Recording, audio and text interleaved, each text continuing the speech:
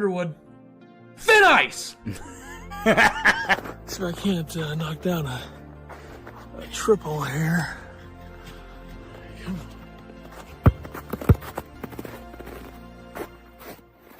Woo, okay.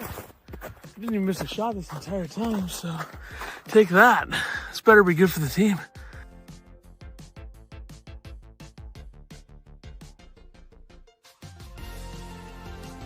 Oh, I thought for sure. there it is. Boom! Yes!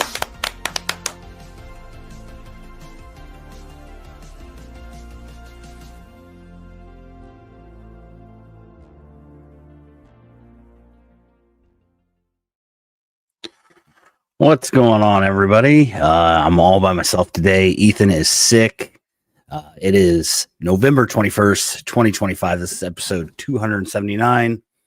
Illinois coming off a loss to Alabama, 90-86. You won't get any rants. You won't get any crazy F-bombs today. So just sit back and enjoy. If the chat wants to chat a little bit to make this not so awkward, that would be great. Quackle, what's going on? We'll get into it.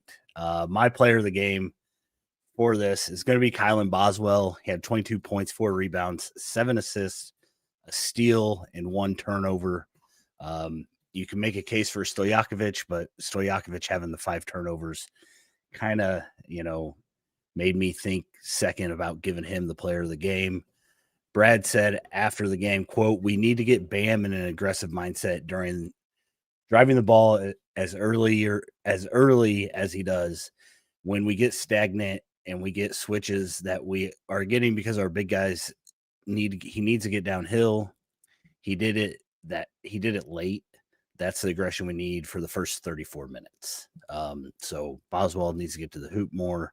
He went 6 of 7 from the free throw line. Illinois shot an unimpressive 59% from the free throw line this game. It amazes me that Stojakovic is shooting less than 50% from the line. Got a guy like that, he needs to make free throws. So where was me at G? I don't know what that means. Like the Boswell pick, he's the glue, kept us in the game when the team was crickets in the first 10 minutes of the second half. Yeah, I don't know what is up with Illinois. I mean, this seems to be a constant thing where they just don't come out in the second half. Big part of it, Brad talked about how stagnant they were, and basically said that Alabama won the game at the start of the second half. He said that he heard that Illinois was 2 of 13 to start the half at one point. Just things you can't do, especially against Alabama. Them coming off a loss to Purdue, you knew they were going to come out. And Illinois came out, first half looked good. They were up 20-9, I think, at one time. And then they just kind of let Alabama get back in it. You got to get rebounds too. And I think Alabama kind of learned after getting dominated from Purdue on the boards that, they had to crash a little bit more. Illinois only won the rebounding battle 40-38. And I think that Purdue game was 58-20 something. So, again, Alabama, they did things when they needed to, unlike Illinois. Where was Merkovich? Merkovich had a rough second half. I don't know if it's Alabama's, athleticism kind of hurt, but he had 10 points. He still got 10 rebounds, had 4 assists, had 3 steals, and had a block. So overall good, but I think both the freshmen were a little rough this game. Wagler didn't have a great game.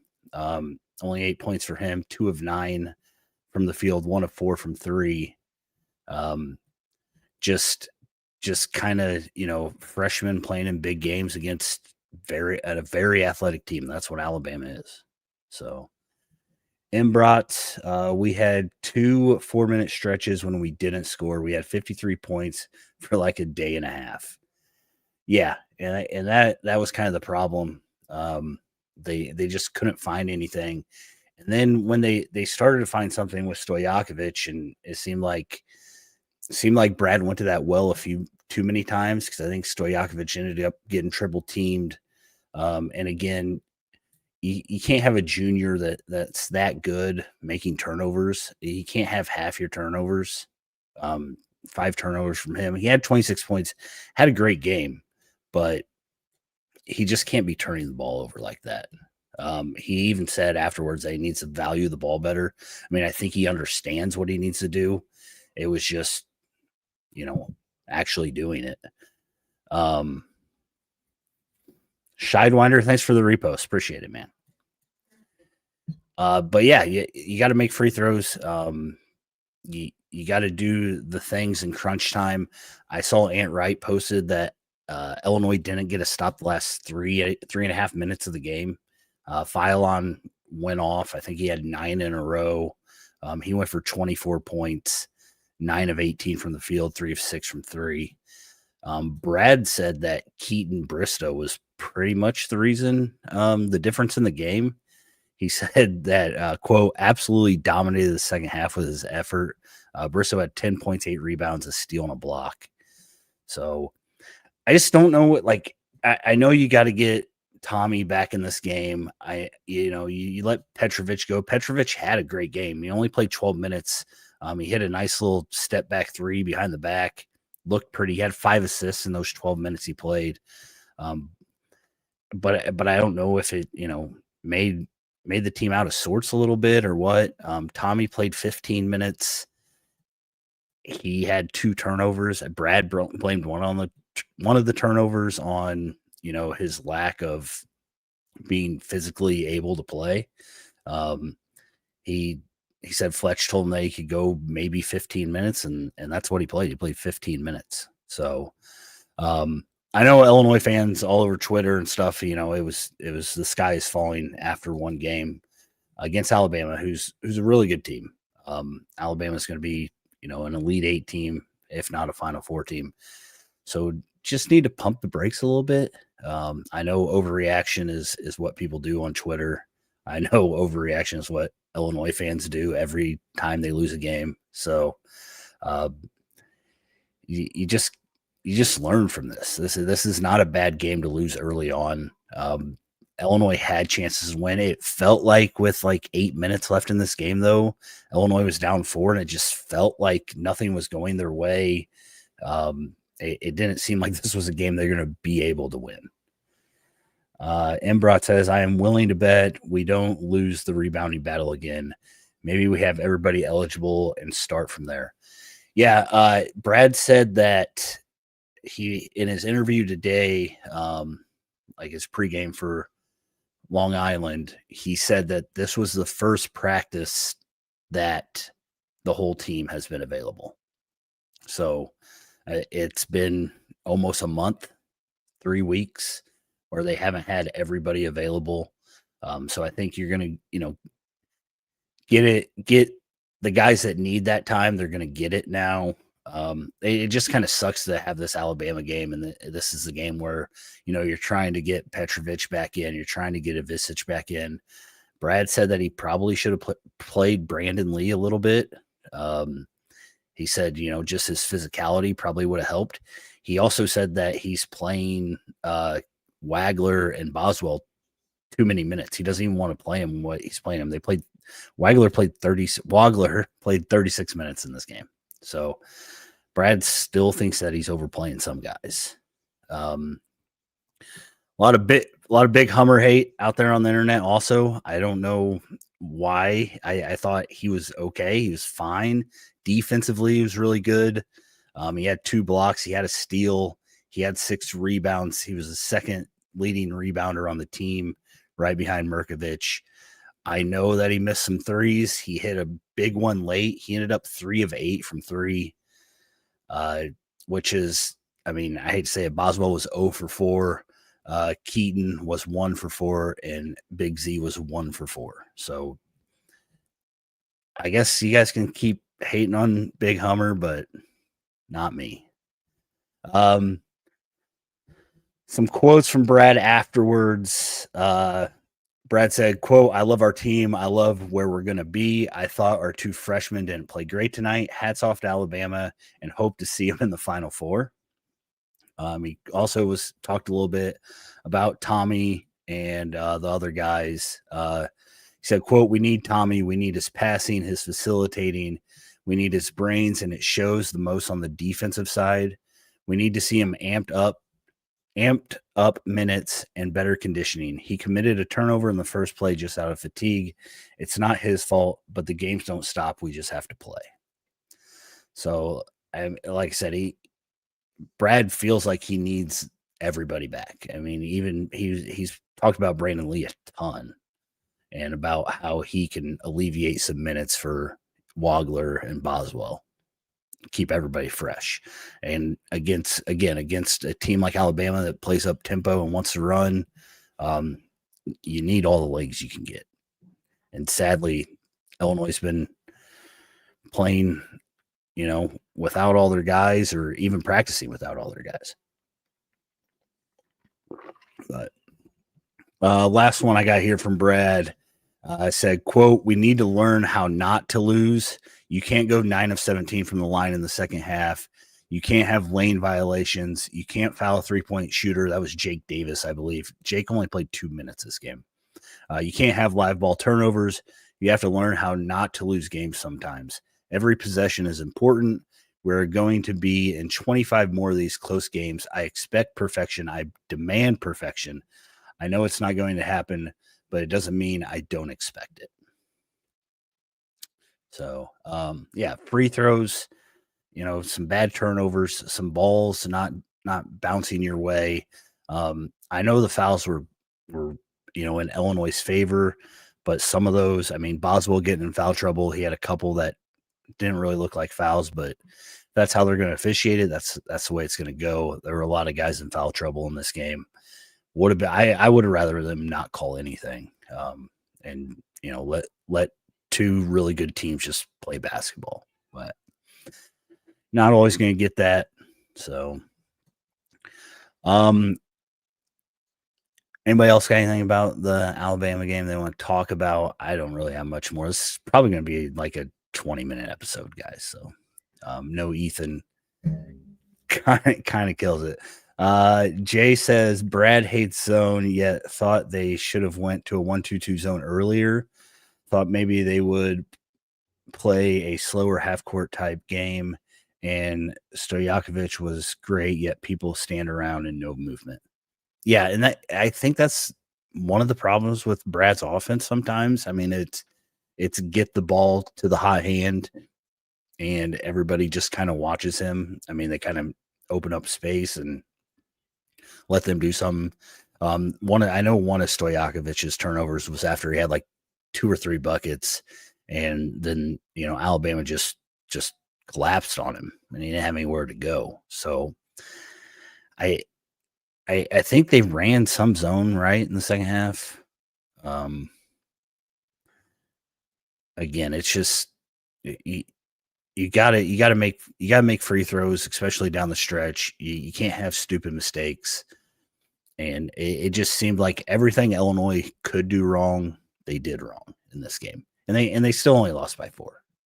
So you gotta take some positives with it.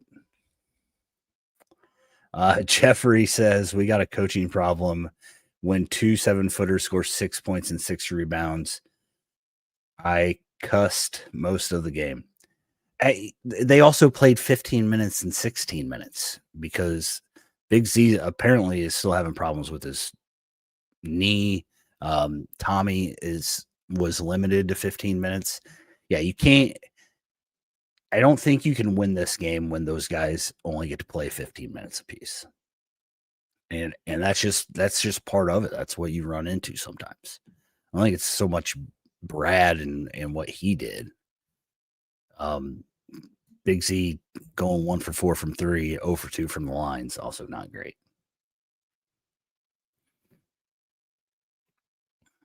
I'm just glad there's not as much Hummer hate in the comments as I thought there would be.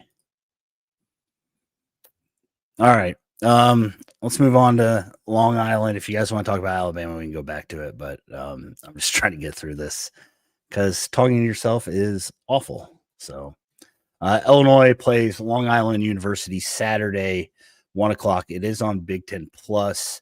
This is a MTE or whatever. UTRGV is included in that, and I believe Missouri State or something. But in the interview today, the pregame interview, Illinois signed Ethan Brown and Lucas Murillo, both 4-stars.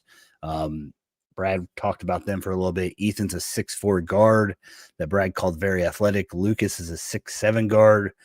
Brad said that he could play the 1 through 4, and he was one of the biggest priorities for Illinois this year. He called him a top 4 guard that they watched on the AAU circuit. It sounds like this is it. This is Illinois' class of 2026. These two guys, and then we talked about Landon Davis a little bit in the last one. He said these guys would come in to replace AJ Red and Keaton Wagler if he goes to the NBA. Jeffrey's pissed Hummer looks better this year. All right. Is there anything worse than the Big Ten Plus? I forgot to cancel my Big Ten Plus, so luckily it renewed. This wasn't supposed to be on Big Ten Plus, I don't think. I think it was to be determined or something. Or maybe it was just supposed to be on Big Ten and they moved it to Big Ten Plus. So, so if you want to watch that, 1 o'clock tomorrow, Big Ten Plus. Long Island University is from the NEC. They've started the season 3-2 and are coached by ex-NBA player Rod Strickland. So another ex-NBA player coaching college basketball. Their wins are against IU Indy, Air Force, and James Madison. They lost to Notre Dame 89-67 and Fordham 69-53. Brad said that he was very particular about how he scheduled these games. Playing Alabama, they took a day of rest. They have 1 day to prep for Long Island, and then they have another day, and then they play UTRGV or whatever they are on Monday. So quick turnaround. He called it NCAA tournament style. That's why he scheduled them like this. Brad said LIU is well coached and athletic and has good size on the perimeter. Their starting 5 is 4 guards and a forward. They run 6'5" guard Jomo Goings, 6'5" guard from Chicago, Greg Gordon, 6'4" guard Malachi Davis, 6'5" guard Jamal Fuller, and their quote unquote big man is 6'8" Shadrick Lassou. So they do have some length. I think they have a couple guys that come off the bench. I think the shortest guy they have is 6'3" that comes off the bench. So Brad's excited to play him. They're supposed to be they give it their all, or whatever he said about Colgate. Another team that doesn't just lay down. I don't know if it'll be much of a game, but I